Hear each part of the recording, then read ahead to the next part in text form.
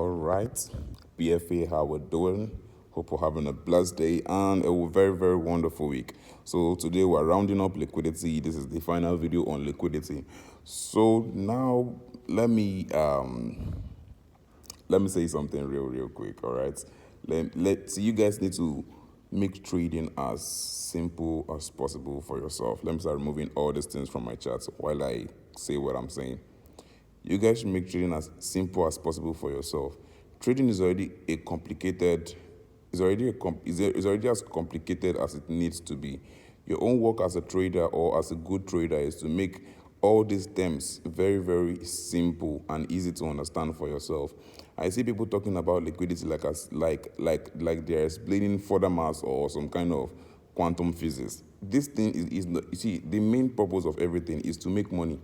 You are not studying biochemical engineering or civil engineering. This is trading, where we trade to make money, where we predict the market to make money. So see, I was also caught up in that trap of thinking that the more complicated I make my chart or the more complicated I make my grammar, the more profitable I'll be. But that's a very big lie. In trading, in trading, I'll give you guys a secret. It is from the most simplest setup you're going to make the most money from. Higher highs, higher lows, premium, discounts, high lows.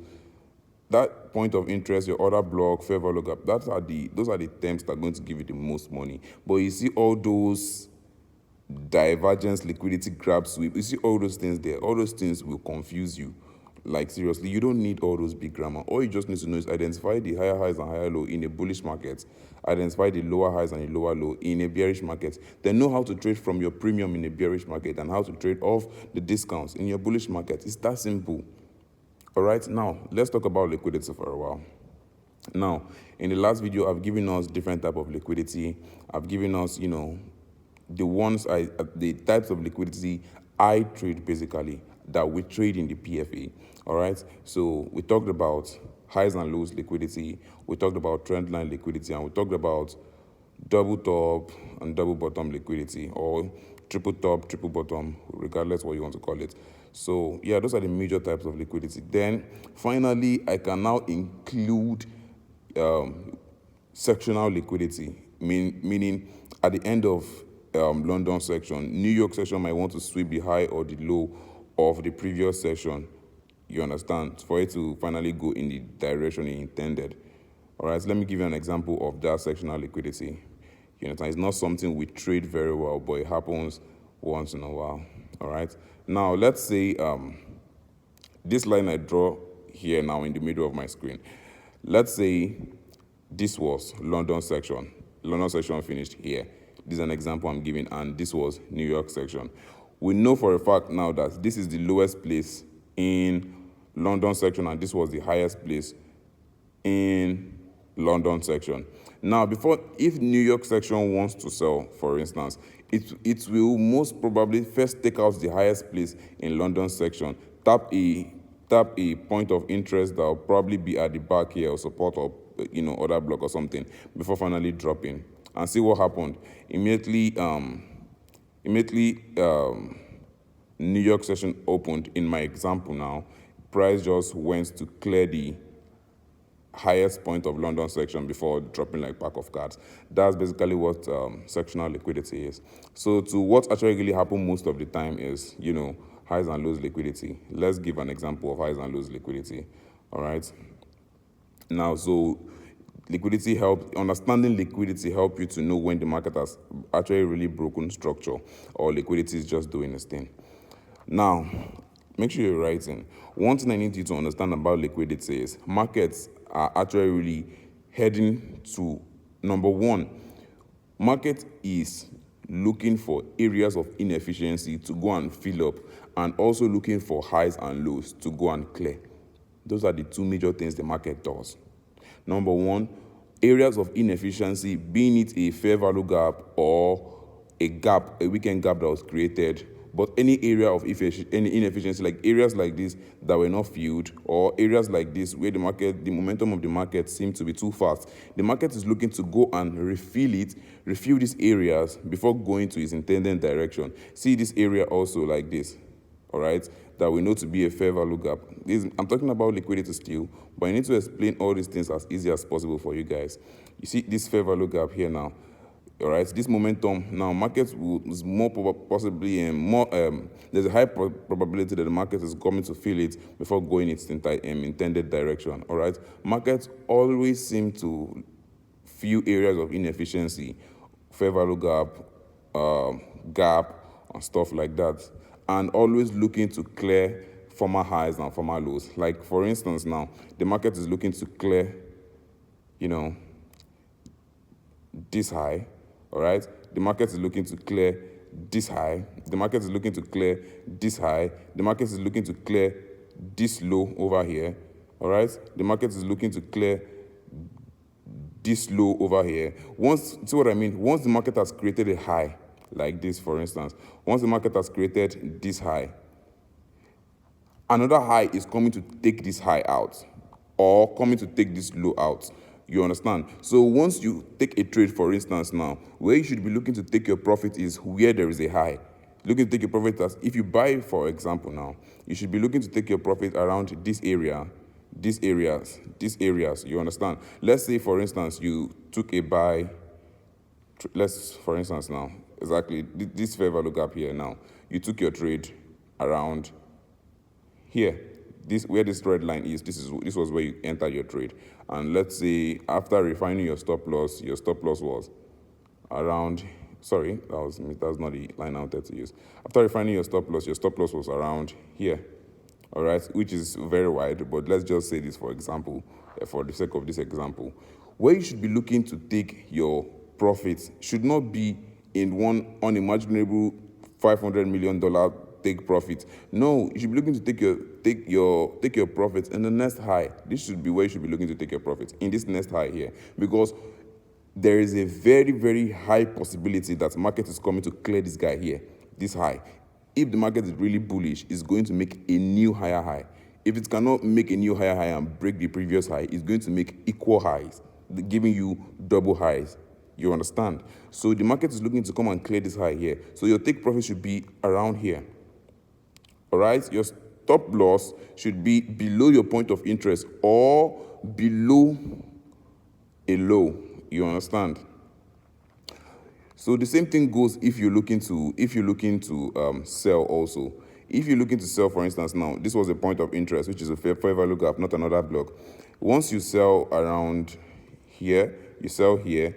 This was the level you entered. When price entered into your point of interest, you sold, and you put your stop loss, a little bit above, your point of interest. Now, your take profits should not be in one area you don't know. Your take profit should be, or your first take profit, let's use that word, because you might enter multiple positions, you understand? And there are some times that the market really wants to go your way for a very long time, you understand? But your first take profit should be here, because market is definitely going to touch that place. You understand? So when you enter here, you should be taking to take your profit here and see what happened. You'll have taken your profit here already. Why? Because market came to touch this place here, and immediately it just touched it started going up again. You understand? That is how you should be trading. You understand? Even here, for instance, now this is a very simple way to teach all this liquidity stuff that I'm talking about, all these unreasonable things that are not really needed, that cannot bring money. This was a fair value gap here, all right? You understand? Let's say you enter your trade around, here, all right? This is your point of interest. You saw your confirmation. You entered your trade here.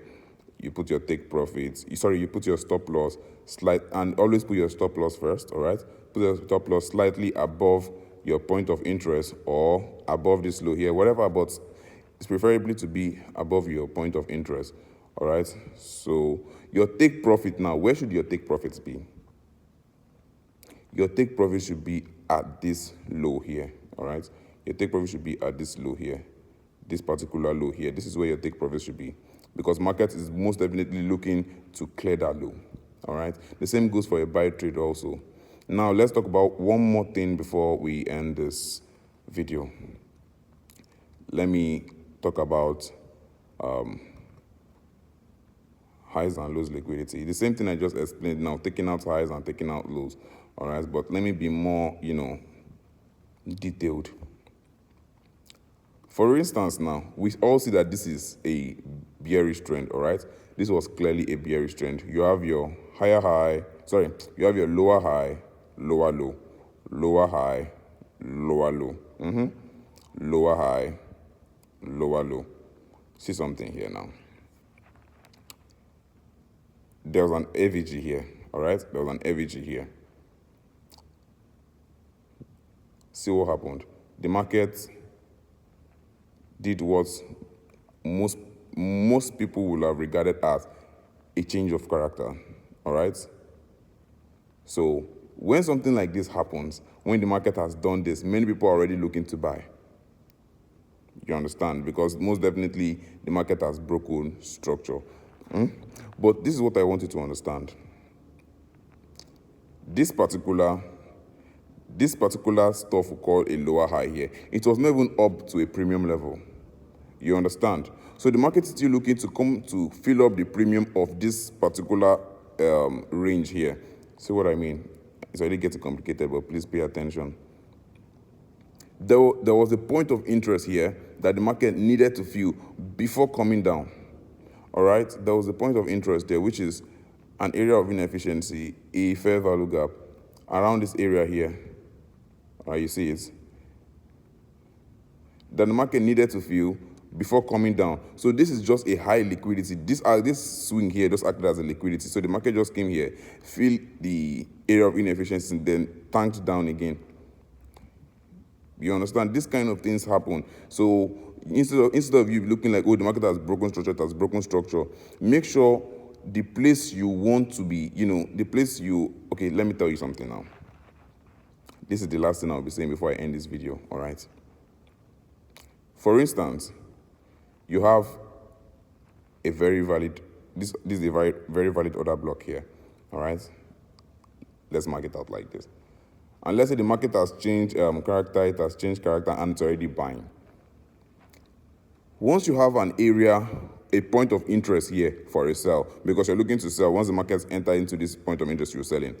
If you are in a buy trade, once the market gets to this area, exit the trade. Because if that's a strong point of interest, market would most definitely react off that level. All right? Market didn't seem to respect this level very well, but, at least in most cases, markets tend to respect your point of interest, or at least react there if the point of interest is valid.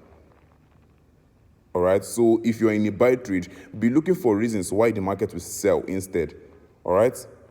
After looking for the reasons the market will buy, and you're already in the buy trade, now, what you should be monitoring is, okay, my initial take profits, like the way I've showed you guys where to put take profits. My initial take profits, where it is, and what should be the possible reason that this trade is not going to hit my take profits. Oh, there's a area of inefficiency here that the market has filled. The market will most probably want to, start retracing and stuff like that. This is how to look at the market, all right? So every grab, sweep you're talking about, try, if you are that kind of complicated person and you're making money from it, it's good. But try to make trading as easy as possible for yourself. The market targets to always move towards area of inefficiencies and always looks to clear highs and lows. All right? Any other thing might not give you money. It might just be head knowledge, just to make you look smart in trading. But there are very many people that are smart in this game that are not making $10. All right? So please be the one that is making money, and even if you're not too smart, your money will speak for you. So cheers and God bless. Have a blessed and wonderful December.